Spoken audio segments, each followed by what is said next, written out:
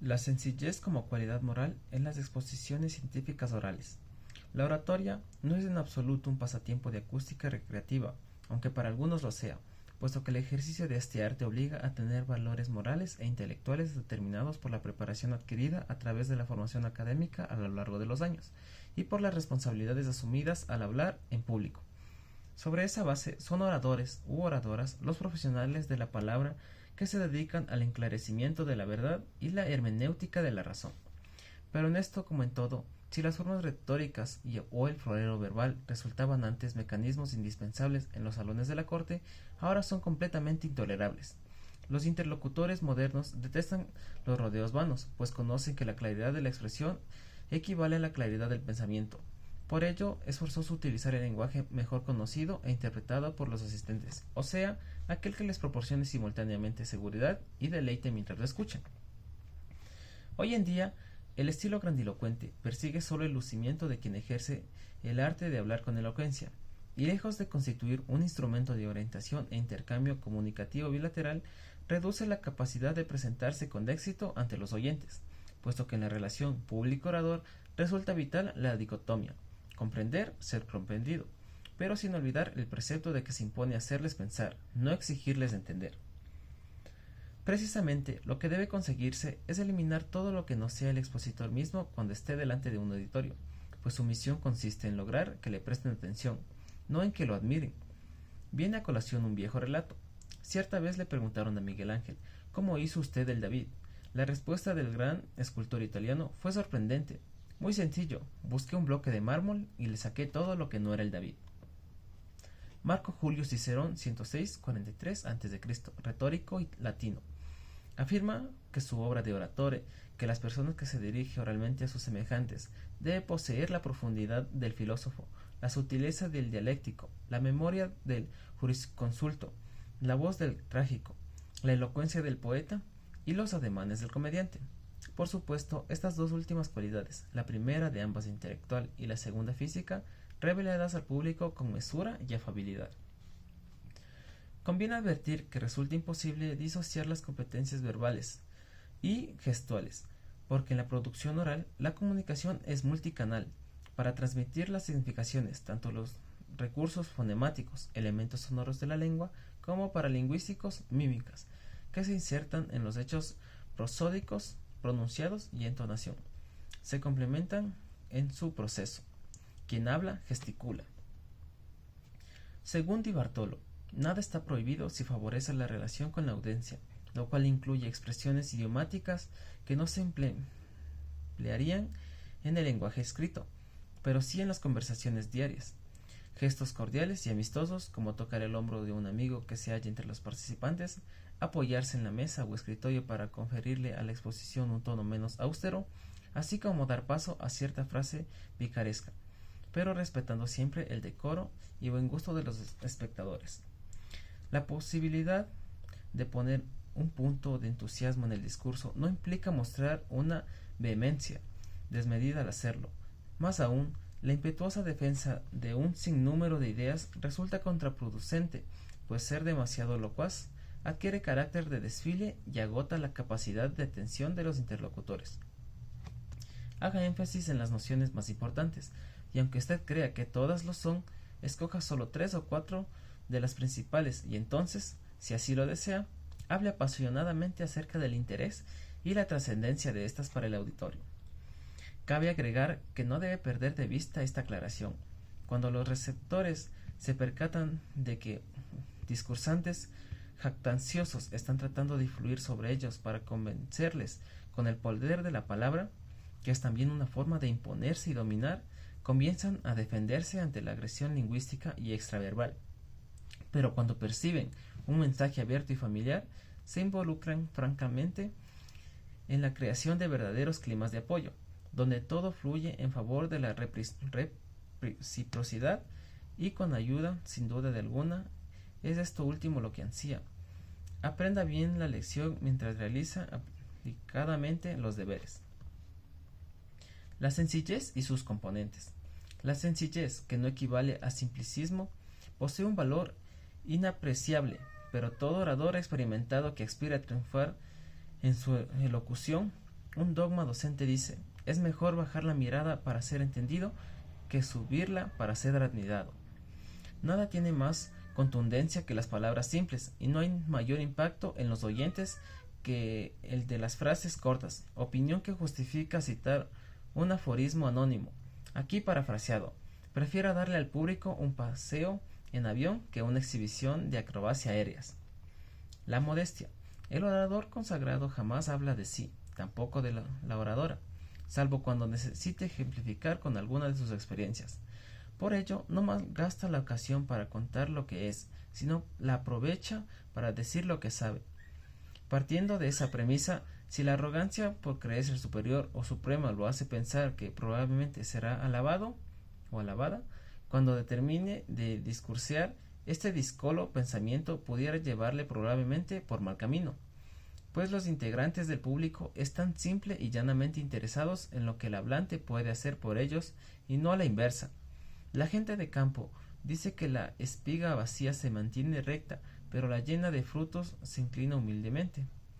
Más claro ni el agua. Para algunos, la falsa modestia deviene una forma disfrazada del orgullo. Tanto es así que hasta José Martí alertó con mucha suspicacia contra ello y cuando sentenció: desconfíese de quien tiene la modestia en los labios, porque ese tiene la soberbia en el corazón. En opinión de Fernández, ser humilde incluso luego de recibir soberanos elogios constituye un signo de madurez y profesionalidad. A este discernimiento valdría añadir que ser humilde, valga la redundancia, no significa menospreciarse, sino aceptar que se es bueno para ciertas cosas y recibir cortésmente un cumplido. En cualquier contexto, el reconocimiento espontáneo reconforta. Sócrates admitió que no puede haber sabiduría sin humildad. Guíese por él. De esas palabras se desprende que la humanidad consiste en callar las virtudes propias y permitir a los demás descubrirlas. A una persona que habla demasiado, interrumpe a todos y presume lo que tiene, puede aplicársele el viejo proverbio: cuanto más vacía viene la carreta, mayor es el ruido que hace. Nadie está más vacío que aquel que se encuentra lleno del yo mismo. La modestia y sencillez fueron cualidades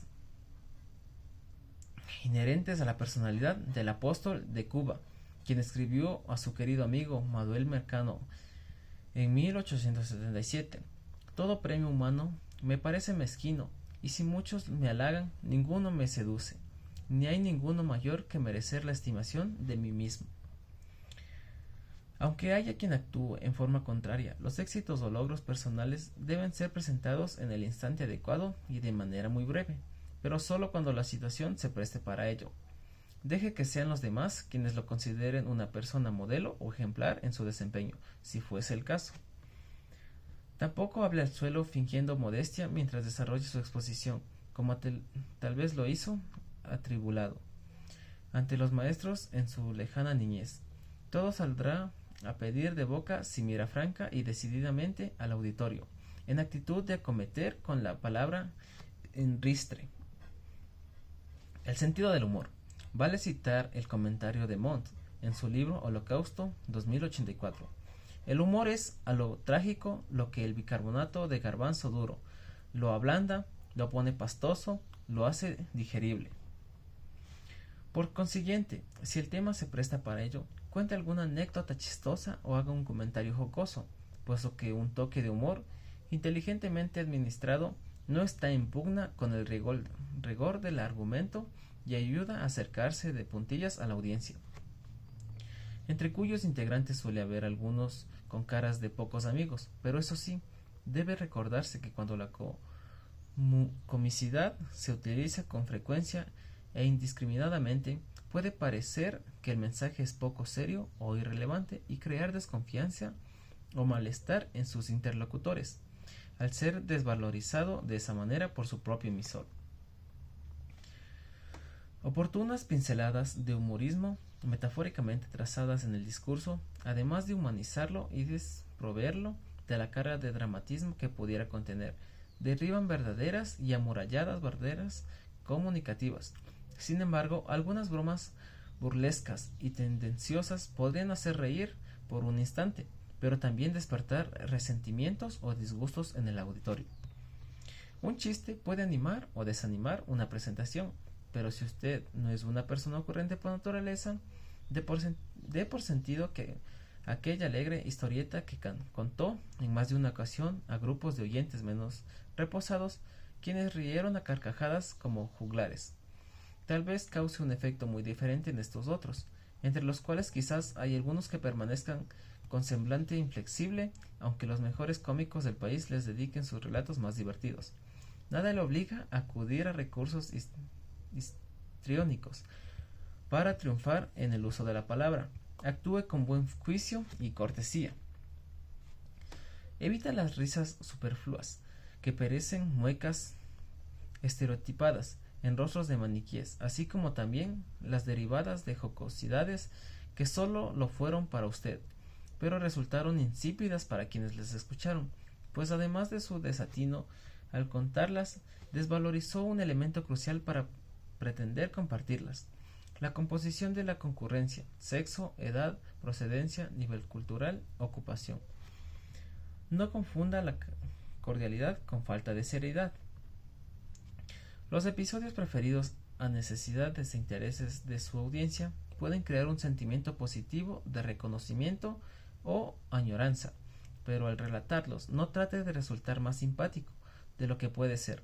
Las bromas tienden a romper el hielo, pero torpemente expresadas no son graciosas y suelen restar credibilidad a los expositores cuando se relacionan con su propia falta de conocimientos o el grado de somnolencia de algún espectador. Jamás se ría del público, hágalo con él. No abuse del poder que se le confiere esa posición de privilegio que ocupa temporalmente para burlarse de una equivocación de cierto oyente, una pregunta fuera de lugar o cualquier otra situación que desacredite o avergüence a alguna de las personas que le escuchan en ese momento. Solo alguien deseoso de respirar un aire enrarecido haría una cosa así. Como recurso, el humor elimina la monotonía y mantiene la atención de los receptores, pero ejerce un efecto mucho mayor cuando se ha alcanzado determinada confianza con el auditorio y no se ha olvidado que es mejor un aspecto serio y distante que ridículo. Se considera malo contar un chiste que no haga reír, pero mucho peor que estalle de risa quien lo contó. Sin duda alguna, hasta una simple sonrisa contribuye a reducir las tensiones, más aún si le acompaña de una ligera inclinación de cabeza hacia un lado, con lo cual aumentarán la calidez y disposición de otras personas para cooperar con su intento. Sería muy saludable que lo hiciera, porque el alma del auditorio se conquista con gracia y amabilidad. Una actitud simpática y de apertura consigue bastante más en cuanto a una mejor recepción y asimilación del mensaje que las frases brillantes de lo sábelo-todo. Sonreír para lograr la empatía con los asistentes deviene un modo muy efectivo de mostrarles su dicha para estar allí y en su compañía. Deles una buena pista sobre su bienestar y ahórrese sinsabores. Pero también debe economizar, pues según una sentencia escocesa, la sonrisa cuesta menos que la electricidad y da más luz. La gente paga con generosidad a quien le hace sentir o reír, pero muchas veces se muestra avara con aquel que le obliga a pensar, aunque sea para instruirle. Es el corazón contra el cerebro, el alma contra la lógica. Antes de comenzar a exponer, tenga en mente que el uso equilibrado de ocurrencias puede convertirse en el valor agregado que garantice el buen desarrollo de su presentación. Sin embargo, utilice el humor fino, muy parcamente y con sentido de oportunidad, sin abusar de este recurso y de los coloquialismos de moda, sobre todo si se trata de dicharachos hasta cierto punto vulgares y subiditos de tono. Ser gracioso es un don, se tiene o no se tiene, y en consecuencia se usa o no se usa. No constituye un ingrediente necesario en una conferencia o un discurso, sino apenas un instrumento para aquellos que saben emplearlo. Pero hay una gran sabiduría popular en el conocido proverbio árabe: el hombre que no sabe sonreír no debe abrir una tienda. La naturalidad. El abuso de sal en la comida, al igual que el exceso de retórica, agradables solo en pequeñas dosis, puede afectar la salud del cuerpo y el lenguaje, respectivamente. En el primer caso, las ovaciones por el discurso suelen inflar el ego y dar rienda suelta a una demagogia que a veces tiende a ser amenazadoramente infinita. Mucho cuidado con la posición que asume ante los demás. Obviamente, una postura petulante produce rechazo. Trate de mantener un espíritu amistoso y una actitud consecuente. La arrogancia predispone al auditorio y le hace perder aliados. Hasta los públicos más tolerantes tienen un límite de resistencia. En antiguas narraciones se registra que nada enfurecía más a los dioses del Olimpo que la soberbia de los hombres. Imagínense el efecto que ello ejerce en los mortales, menos pacientes y concesivos que aquellas deidades.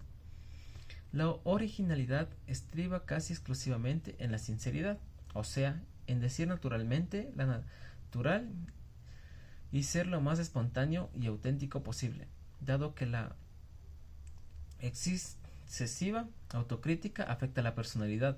Una conducta abierta y de servicio es la mejor carta de presentación para compenetrarse con el auditorio, el cual puede aprender muchísimo, sobre todo cuando sus integrantes son conscientes de que están invirtiendo bien su tiempo y retroalimentándose. Numerosas personas suelen comportarse como un personaje distinto cuando hablan frente a un grupo, como si ellas no fueran lo suficientemente importantes por sí mismas para ser tomadas en cuenta. Incluso algunas llegan a adoptar una postura solemne e inexpresiva, como acortonada, que en nada se les parece. El fingimiento constituye una mala actitud que afecta la credibilidad y el reconocimiento del auditorio hacia quien les habla. Significa entonces que es cuestionable querer convertirse en otro. Imitar patrones ajenos puede conducir al fracaso, pues se conoce que no hay dos personas que empleen las mismas palabras para referirse a un mismo hecho. Cada cual escoge su caudal léxico, los vocablos y frases más urgentes o convincentes. Invierte los términos y amplía o restringe los conceptos para impresionar a quienes lo escuchen en un momento determinado. La exposición oral es temperamental. La tarea de ser conferencistas creadores implica mantener un estilo personal, fortalecerlo y mejorarlo, pero no cambiarlo. Puede haber dos individuos que físicamente se parezcan, pero jamás serán psíquicamente iguales, de modo que actuar como eco verbal o corporal de otro discernidamente exitoso es muy grave, perjuicioso. No se autoagrega hasta ese extremo para tener una personalidad insegura y oportunista. Muchos conocen, pero aquí se recalca que los moldes y esquemas son el peor camino para influir y conquistar. Sáquele partido a quien es, a su autenticidad como ser humano, exclusivo e irrepetible. En cualquier caso, nunca fuerce su manera de conducirse. Sencillamente vaya adaptando a su estilo todo aquello que más le sorprenda favorablemente sobre la forma de disertar de otros oradores, porque ello es ir ganando en calidad y variedad. Esa manera personal de comunicar información puede ser comparada con el sistema de huellas digitales. Cada quien tiene las propias y son absolutamente únicas.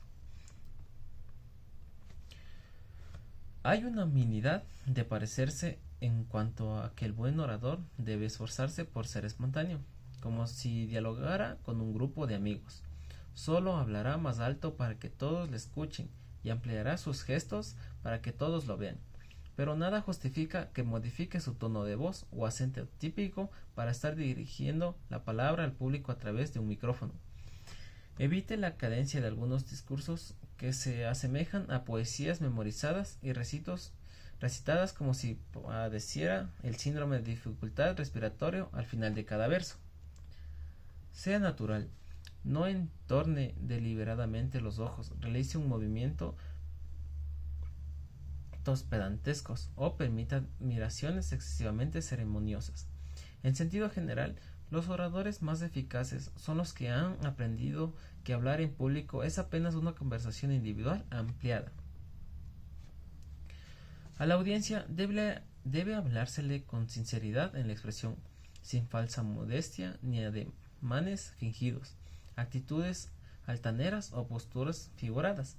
Los espectadores se percatan inmediatamente de las gesticulaciones recargadas y presuntuosas, porque desagradan incluso en cantantes, actores y actrices. No olvide, primero, que rebuscar demasiado en la forma de actuar oscurece la manera de ser, y segundo, que suele dificultarse discernir cuando lo sublime se convierte en ridículo, tomando en cuenta que para ello solo medía un paso. Sencillamente, sea usted mismo, un poquito mejorado, pero manteniendo la identidad, como sentenció el psicólogo español Vallejo Nájera, citado por Pérez, sin poses forzadas ni gestos sobreactuados, porque dirigir la palabra a varios colegas o camaradas no es el fin del mundo. Por lo contrario, constituye una estupenda oportunidad para demostrar que es capaz de hacerlo y hacerlo bien. Cada persona tiene su encanto, o como aseguran algunos, su ángel. Ponga a prueba el suyo. No obstante lo anterior, aunque usted posea las mejores calificaciones profesionales, de nada le servirán si se vale de ellas para establecer su hegemonía sobre el público o afectar la autoestima de sus integrantes.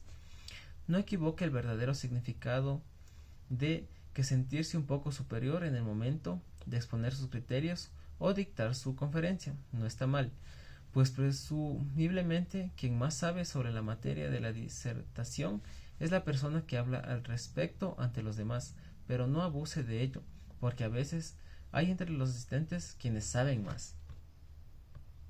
Cuando los receptores perciben una marcada posición de superioridad intelectual, física y jerárquica e inflexibilidad, encaminadas a imponer las creencias de quien está usando la palabra y donde no caben alternativas de participación, se propician climas defensivos por parte de los oyentes.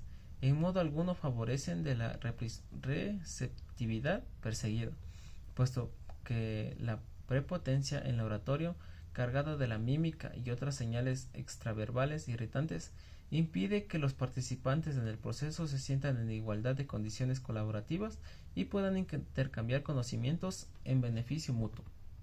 Eso no es bueno. En resumen, si no quiere que la audiencia le juegue una mala pasada, evite confundir la sencillez con simplicidad, engolar la voz, imitar sonidos onomatopéyicos contenidos en el discurso, alardear de tener más conocimientos y experiencias que los demás, hablar con gran artificiosidad y lenguaje poco descodificable, utilizar innecesariamente palabras en otros idiomas, menos aún Spanglish, escoger entre dos o más sinónimos el menos conocido, usar términos contradictorios o imprecisos, abusar de las siglas, las muletillas y los clichés, justificar excesivamente el propio punto de vista, atiborrar al público de términos técnicos que no vienen al caso, reprochar al auditorio desde una posición de supremacía,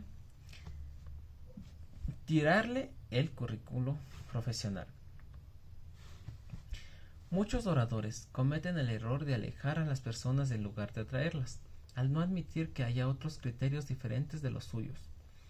Cuando los conferencistas se tornan prepotentes y dominadores, deben estar listos para lo peor, porque si entran en el escenario de su presentación con la idea fija de que el auditorio es su enemigo y deciden enfrentar retadoramente la correlación de fuerzas de las miradas, entonces se arriesgan a una batalla campal. Lo mejor sería que se alistaran en ese ejército de paz y no trataran de convencer a la audiencia por malas, porque al final todos salen perdiendo por recíproca obstinación. Usted no es una enciclopedia humana, de manera que tampoco puede saberlo todo ni abatirse por esa causa, pues como admitió sabiamente Confucio, no me avergüenzo de ser ignorante de lo que no sé. Siéntase lo suficientemente valioso como para ser tenido en cuenta por lo que es y escuchado, por lo que dirá. sin que deba apropiarse de una personalidad ajena a la suya, por lo general solemne e inexpresiva, que aunque consigue evitar su mensaje a las mentes de los espectadores, no logrará introducirlo en sus corazones. Tampoco busque mostrarse extraordinariamente culto, por cuanto al auditorio le tiene sin cuidado esa supuesta extensa cultura que en todo caso apenas le interesa a usted. El hecho de que esté allí, dispuestos a escucharle, es muestra de que confían en lo que va a decir, pues de lo contrario no se hubieran tomado la molestia de ir al sitio de su disertación y permanecer en sus puestos para escucharle.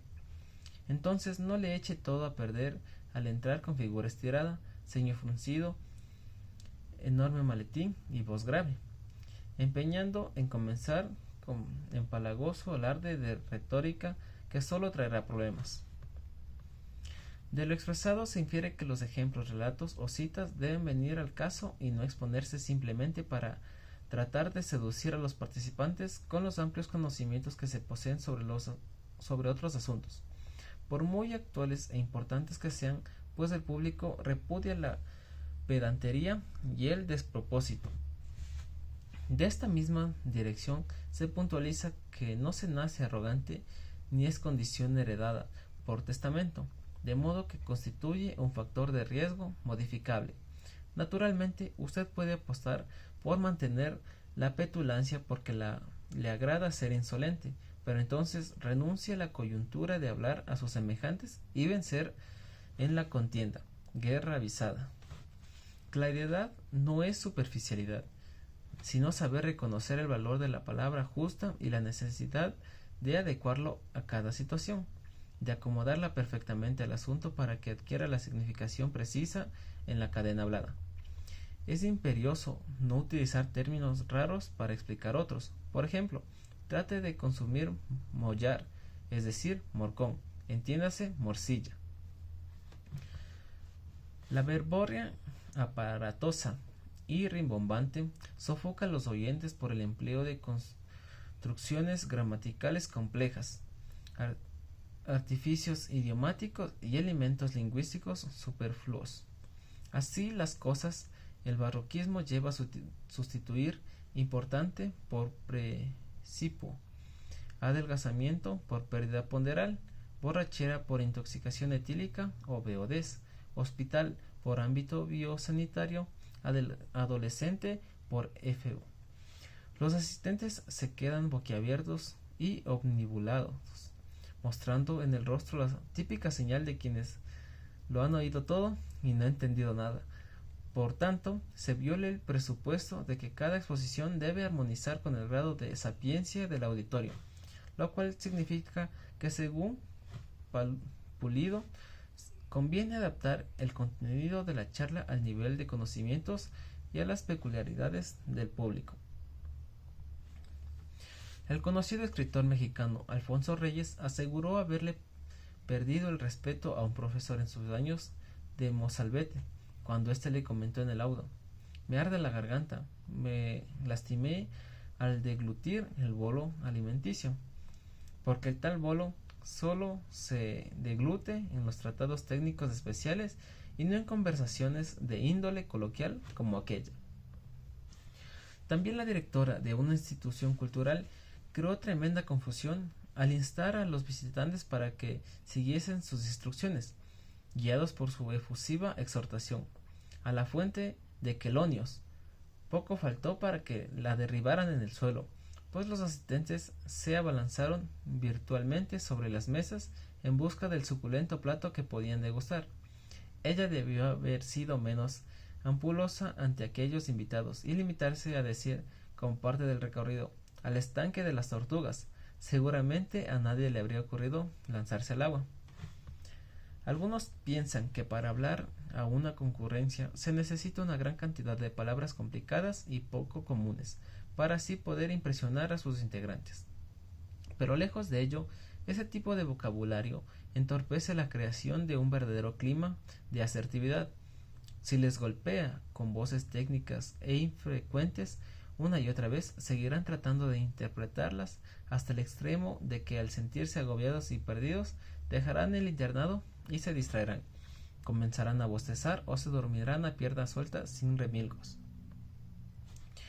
De lo referido, se discurre que no debe emplear vocablos o giros académicos que una parte de la audiencia desconozca, así como tampoco entrar en niveles de detalles que puedan no interesarle o que simplemente sea incapaz de comprender. La sencillez exige huir de lo artificioso y retorcido, tanto respecto a la composición de aquello acerca de lo cual se habla como a las voces que se utilizan para establecer esa mágica comunicación bidireccional entre conferenciante y espectadores. Pero ello solo será posible cuando se valga de su propio vocabulario, de su habitual modo expresivo, procurando que las palabras y las frases sean las que el tema precisa para hacerse inteligible. Huelga añadir que si peca de incongruencias en la continuidad del razonamiento y de prosa desordenada o confusa al exponer la información, tanto la conocida como la nueva, ese desprecio hacia las formas aceptadas de comunicación equivale a un suicidio intelectual. En efecto, cuando las concurrencias no pueden seguir el hilo del discurso, comienzan a desinteresarse, se aburren, experimentan la sensación de pérdida de tiempo y es muy probable que se refieran al ponente, en este caso del sexo masculino, como un tipo engreído y petulante que ha querido darles una lección. Mucho cuidado. Ceballos considera que la máxima aspiración de quien diserta es la de que su exposición sea recordada por mucho tiempo, pero sabiendo que una conferencia suele escucharse una sola vez, para hacerla recordable, se necesita que previamente haya sido entendible, legible, visible y audible. La sobreestimación del propio yo, sin demasiado bombo, eleva su juicio autoevaluado. Sin embargo, mirar por encima del hombro a los demás, como quien les está haciendo un favor con presentarse ante ellos para exteriorizar lo que sabe sobre determinada materia, puede ser muy peligroso para su prestigio, puesto que muchos de los oyentes se unirán para doblegarle o herir su vanidad. Nada gusta más al prójimo que bajar de las nubes a sus congéneres y ganar esa ofensiva con honores. Por ende, es mejor simplificar el nivel de expresión para ser entendido, que complica para ser admirado. Hay personas egocéntricas que saborean un placer infinito el hecho de hablar pomposamente acerca de sí mismas, incluidos sus logros, reconocimientos y viajes, que por lo general no guardan relación alguna con el argumento de la disertación y sobre la base de lo cual tienden a ser criticadas por los presentes, quienes suelen censurar la innecesaria e inoportuna altivez. Otras, en cambio, contaminadas con el síndrome del experto e incapacitadas para entender a quienes les escuchan, se adelantan a ofrecer las respuestas al problema antes de que se haya expuesto la mitad de su trama e imposibilitan que se terminen de expresar las observaciones al respecto. Moraleja: sea un buen oyente, pues solo cuando escucha obtiene ideas diferentes de las que tiene. En suma, quienes fomentan un cierto amor excesivo por su ego son víctimas de un narcisismo patológico caracterizado por la grandiosidad, la necesidad de aprobación, la carencia de empatía y el desdén hacia los demás. Manténgase al margen de esta perturbación. Adicionalmente, podría decirse que en muchos casos la prepotencia es directamente proporcional a la baja autoestima, pues según el difundido adagio, dime de qué presumes y te diré de qué careces.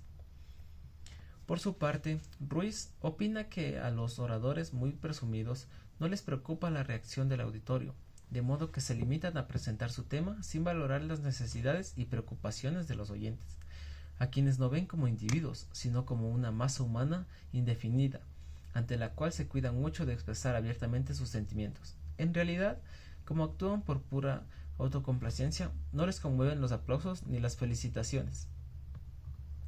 En consecuencia, existen algunos expositores a quienes parece no interesarles las demandas de conocimientos de sus semejantes y solo comparten con los demás lo que les importa a ellos, contaminados hasta los huesos por el delirio de grandeza. A la postre, estas personas son repudiadas y públicamente avergonzadas. Solo si demuestra sensibilidad en su trato y obra, se granjeará el respeto y la estimación de la concurrencia. La persona altanera, por sentirse competitivamente superior, necesita resaltar desmedidamente esa característica entre sus congéneres. La altanería es un rasgo de la personalidad que incontables veces, por alardearse de un genio que en ocasiones no posee, conduce a la hinchazón del discurso de aquellos que abundan en sutilezas y argumentaciones. Alguien sentenció: tienen dos defectos capitales, uno no tener talento y otro empeñarse en mostrar que sí lo tienen. De hecho, los seres humanos arrogantes no aceptan que pueden estar equivocados y suelen negarse a recibir sugerencias, de esta manera que cada vez su envenenamiento es mayor. Eso ocurre porque desconocen el proverbio chino, siempre apropiado: el mar es grande y profundo porque nunca rechaza las aguas del más pequeño riachuelo. Tampoco se han enterado de que aprender lo que saben de otros también es de sabios. En un documento digitalizado acerca de frases sobre la escritura y la creación en general, no dispone hoy en la red, se incluía la siguiente opinión del ensayista Benjamin Disraeli: cuando necesito leer un libro, lo escribo, sin comentarios. Ciertos oradores de uno u otro sexo borran de su raciocinio el axioma de que la primera impresión es muy fuerte y queda grabada con nitidez en el recuerdo. Si usted dejó un sabor amargo en el gusto de los oyentes el día de su debut como portavoz de conocimientos, precisamente por ese nivel inmoderado de egolatría, lo más probable es que lo piensen mucho si deben volver a escucharle, y lo más seguro que prefieran no hacerlo. ¿Por qué tendrían que revivir aquellos momentos tan irritables por su falta de humildad? En esencia, se impone evitar el exhibicionismo de erudición y prevenir la aparición de dudas en los asistentes, por lo cual conviene no referirse a circunstancias o detalles de difícil interpretación para la audiencia promedio y saber discernir cuando no es abusivo mencionar determinados asuntos para ser tratados como los interlocutores, entre los que figuran cuestiones delicadas sobre individuos o ambientes. No caiga en agravios comparativos al referirse a otras personas. Hablar mal de quienes se hallan ausentes representa una manera de agredirlas frente a los demás para crear la fantasía de ser mejores que ellas, cuando en realidad se trata de una gran tristeza por el bien ajeno, de un sentimiento desagradable por creer que aquellas gozan de mayor estima y consideración que usted. Se le advierte que desde tiempos ancestrales ese recelo era sinónimo de envidia y rivalidad y malas prácticas eticistas. La naturalidad, que no está reñida con la elegancia, es la clave de toda buena presentación, por cuanto deviene una estrategia valiosa e indicativa de que se está proporcionando una información auténtica y confiable. A quienes escuchan una conferencia, les gusta percibir las muestras de buena voluntad y seguridad de las personas que está dictándola, y ambas cualidades se vuelven a distancia. Llegue la audiencia con llaneza, porque de lo contrario sus integrantes se sentirán incómodos y subvalorados. Lo más importante, diga lo que verdaderamente cree. En su última instancia se está vendiendo usted mismo, por lo tanto, sea cual es, y comparándolo con la concurrencia, pues quienes lo conforman le agradecerán el gesto.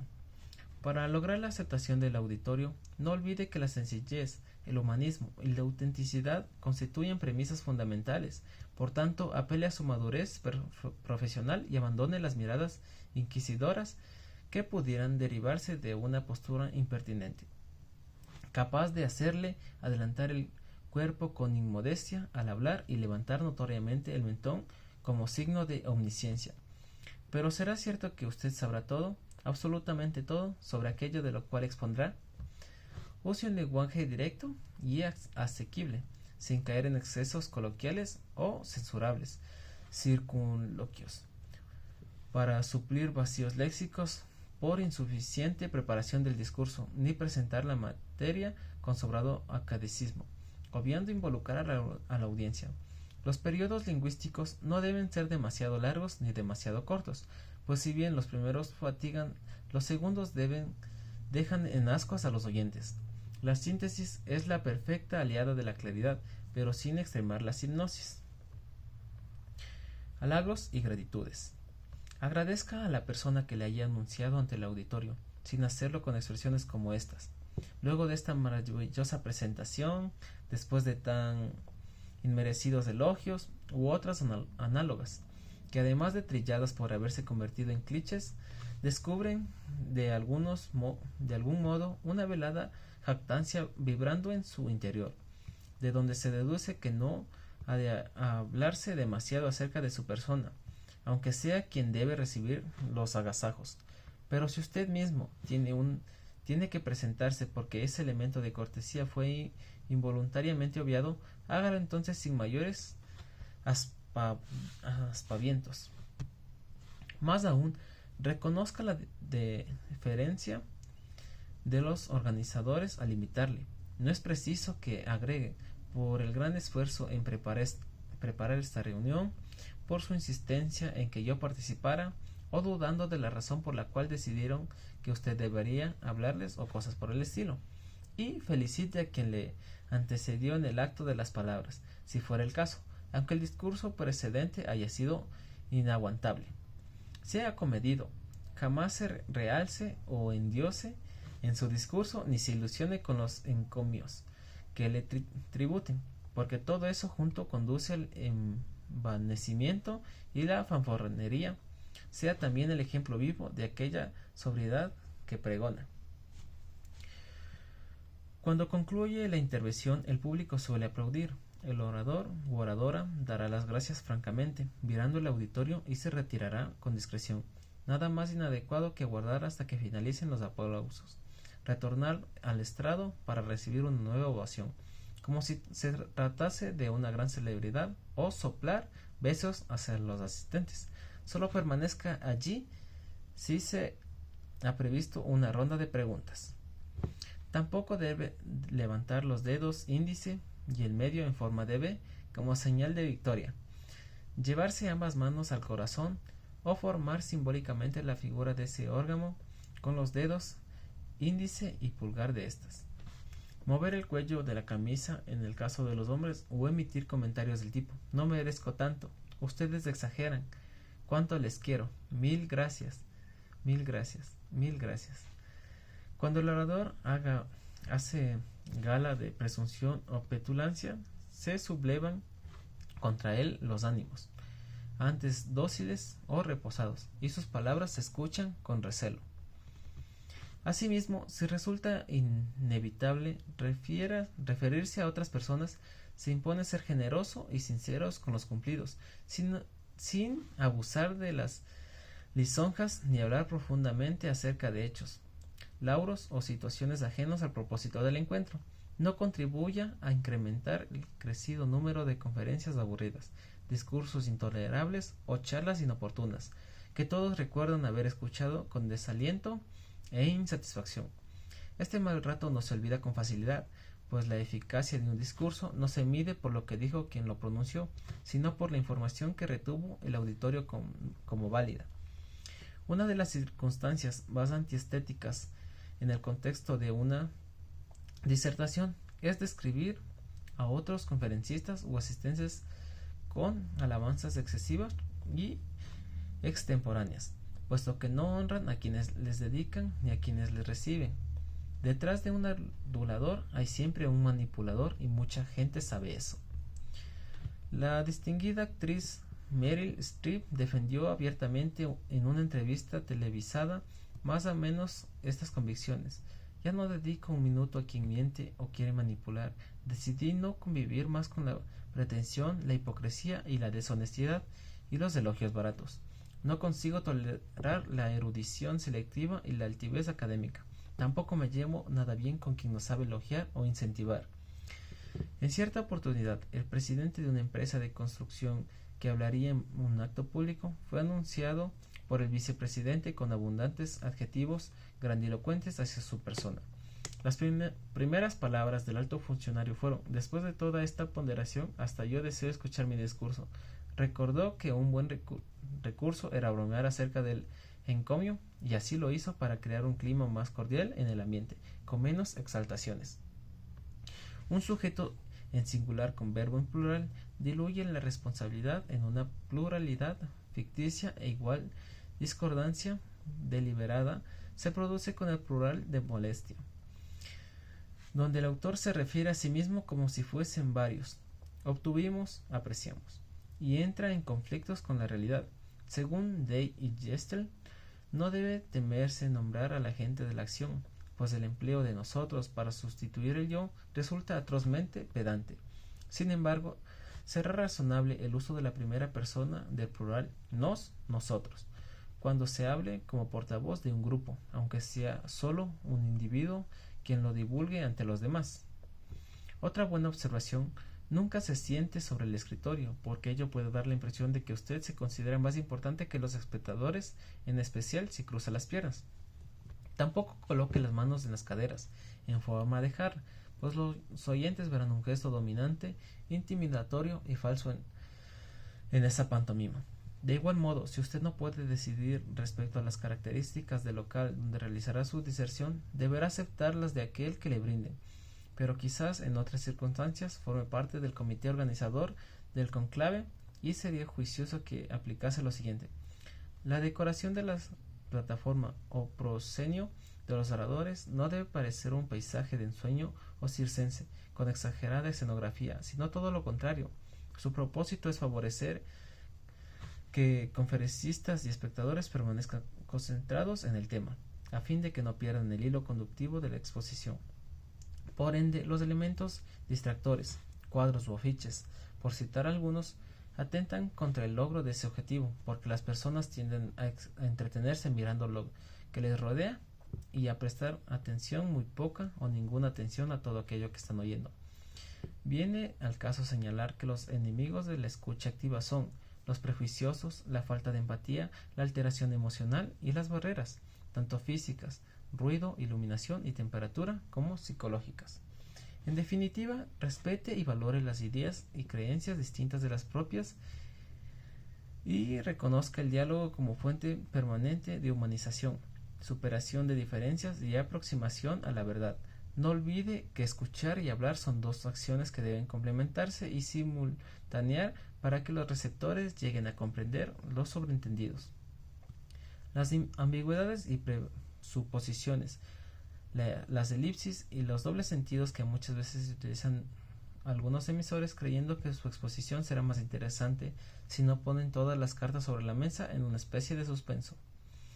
Con todo y más, algo se considera innegable. Cuando el público asiste a una sesión científica donde se dictará conferencias, necesita que los pensamientos y los sentimientos se expresen de la manera más clara y convincente posible, pues la atención a la valoración de Busnego, si el auditorio mueve los traseros en los bancos, es que tú no estás moviendo sus corazones. Tómese su tiempo para usar de la palabra en público, pero no tome tanto, pues a veces por querer hacer las cosas demasiado bien se termina por no hacerlos. Un buen plan ahora es mejor que uno perfecto después. Gracias.